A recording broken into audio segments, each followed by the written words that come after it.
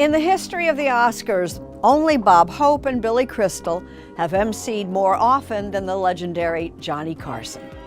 Of course, Johnny Carson's true impact on pop culture came through hosting The Tonight Show for nearly 3 decades. Johnny Carson reigned as America's undisputed late-night king for 30 years, wielding more power over celebrity careers than any single entertainment figure before or since.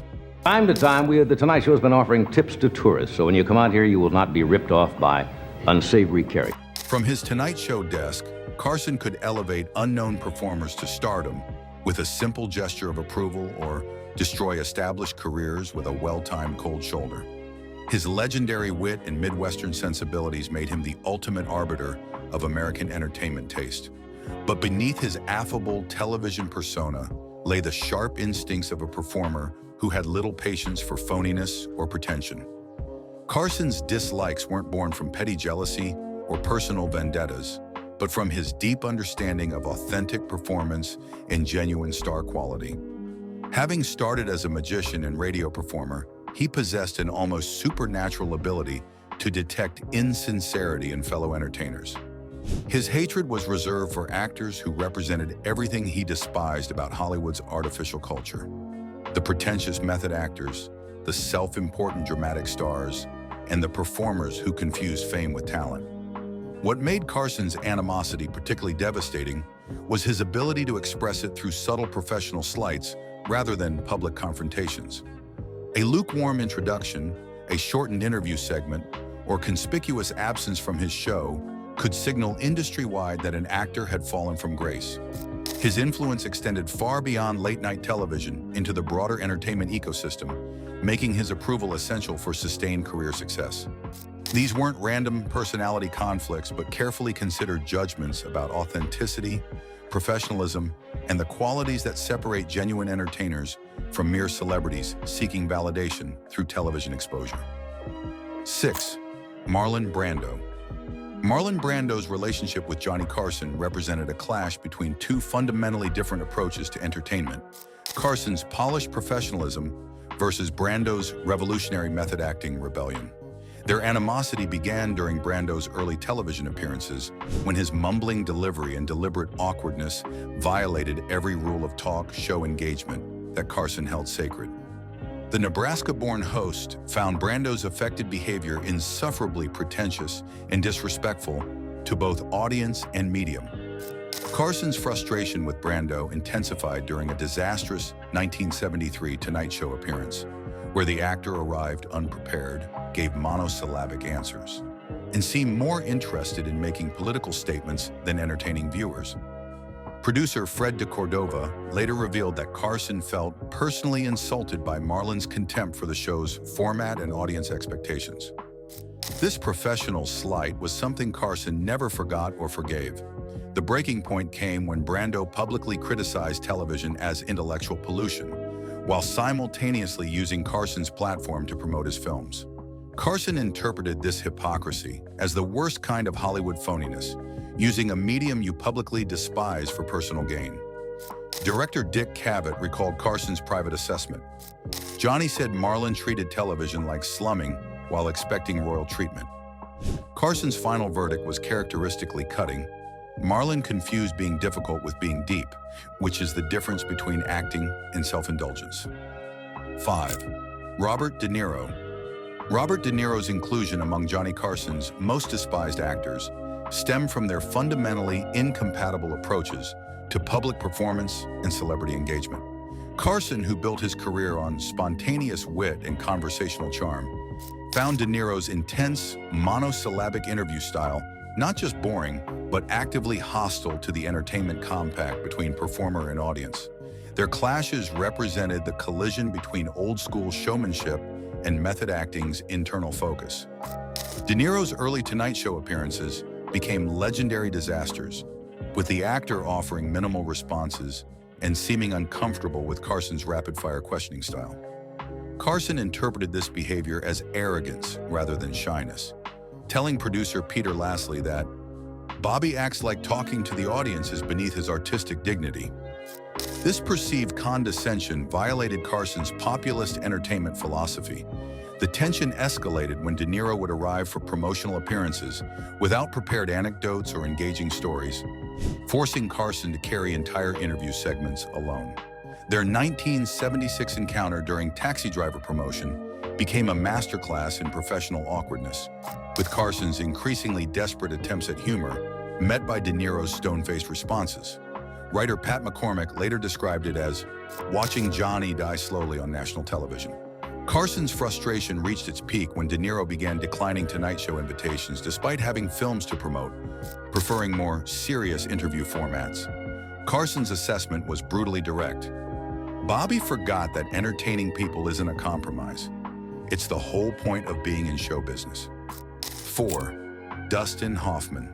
Dustin Hoffman's troubled relationship with Johnny Carson began with their fundamentally different attitudes toward spontaneity and professional preparation. While Carson thrived on improvisation and natural conversation, Hoffman's obsessive need to control every aspect of his public image created interview situations that felt scripted and artificial.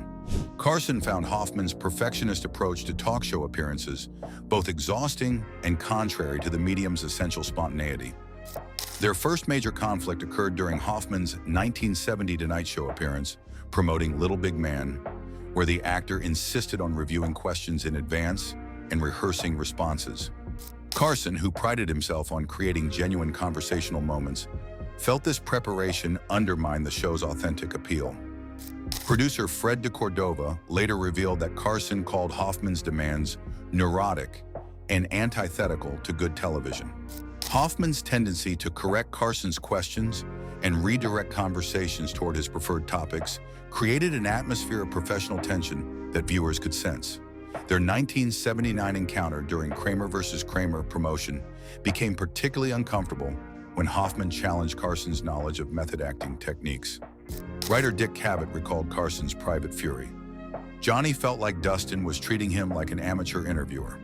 The relationship deteriorated completely when Hoffman began appearing on competing talk shows while avoiding The Tonight Show during major career moments. Carson interpreted this pattern as professional disrespect and personal rejection of his show's cultural importance. Carson's final judgment was characteristically sharp. Dustin wanted to be a serious artist, but kept forgetting that serious artists still need to connect with actual human beings. 3. Shaun Penn. Shaun Penn's placement among Johnny Carson's most hated actors reflected the host's particular disdain for performers who confused seriousness with hostility toward entertainment itself. Penn's early career interviews on The Tonight Show became exercises in barely contained mutual contempt, with Carson's attempts at light conversation met by Penn's intense political speeches and method acting pretensions. Their generational clash represented broader tensions between traditional Hollywood showmanship and the emerging serious actor movement of the 1980s. Penn's 1982 Tonight Show appearance promoting Fast Times at Ridgemont High established the template for their troubled relationship when the young actor seemed actively uncomfortable with Carson's comedic approach to interviewing. Carson interpreted Penn's visible disdain for talk show conventions as arrogance rather than artistic integrity, telling producer Peter Lasley that Shaun acts like being entertaining is selling out. This fundamental disagreement about entertainment's purpose created lasting animosity. The situation worsened when Penn began using Carson's platform to deliver lectures about social justice and political activism rather than promoting his films or engaging with audience expectations. Their 1985 encounter during Penn's marriage to Madonna became particularly tense when the actor bristled at personal questions and seemed hostile toward Carson's gentle teasing. Writer Pat McCormick later described the atmosphere as watching two completely different concepts of celebrity collide. Carson's assessment captured his fundamental frustration. Shaun forgot that passion without charm is just anger, and angry people don't belong in America's living rooms. 2. Chevy Chase. Chevy Chase's position near the top of Johnny Carson's hate list represented the most personal professional betrayal in the host's 30-year tenure. Their relationship began promisingly when Chase emerged from Saturday Night Live as Carson's potential successor, but deteriorated into legendary animosity when Chase's ego and professional choices violated every principle Carson held sacred, about comedy and entertainment leadership. Their feud became the entertainment industry's most watched power struggle of the late 1970s. The trouble began when Chase left Saturday Night Live at his peak popularity to pursue film stardom, a decision Carson privately supported until Chase began publicly criticizing late-night television as beneath his artistic ambitions. Carson, who had spent decades elevating the medium's cultural importance, took this dismissal as both professional and personal insult. Producer Fred de Cordova later revealed that Carson felt betrayed by someone he'd mentored and supported. Their relationship reached its breaking point during Chase's disastrous attempt to host his own late-night talk show in 1993, a venture that directly competed with Carson's Tonight Show legacy. Chase's public statements about revolutionizing late-night television struck Carson as both arrogant and ignorant of the format's established traditions. Carson's final verdict was devastatingly personal. Chevy mistook being funny for being important, which is why he ended up being neither. 1. Jerry Lewis.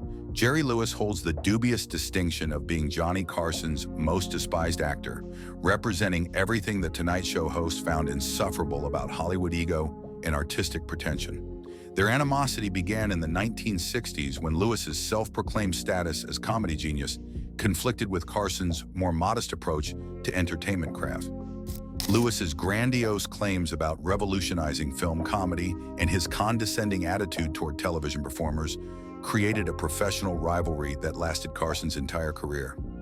Lewis's appearances on The Tonight Show became legendary disasters, with the performer treating Carson's desk as his personal lecture platform for theories about comedy and filmmaking. Carson found Lewis's pompous intellectualizing about humor both pretentious and fundamentally wrong-headed, believing that explaining comedy destroyed its essential magic. Producer Peter LaSalle later revealed that Carson would physically tense when Lewis's name appeared on booking sheets.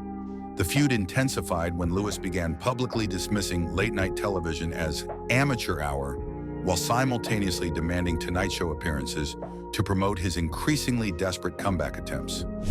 Carson interpreted this hypocrisy as the worst kind of Hollywood desperation, needing a platform you publicly despise.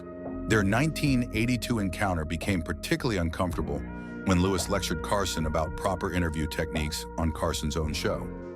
Lewis's later career failures and increasingly erratic public behavior provided Carson with vindication for his assessment of the comedian's character and professional judgment. Carson's final assessment was characteristically devastating. Jerry confused being loud with being funny, which explains why he ended up being a joke instead of telling them. Johnny Carson's dislikes revealed his sophisticated understanding of authentic entertainment and professional respect, with his hatred reserved for actors who violated the sacred compact between performer and audience. Subscribe for more stories of Hollywood's most powerful gatekeepers and their legendary feuds.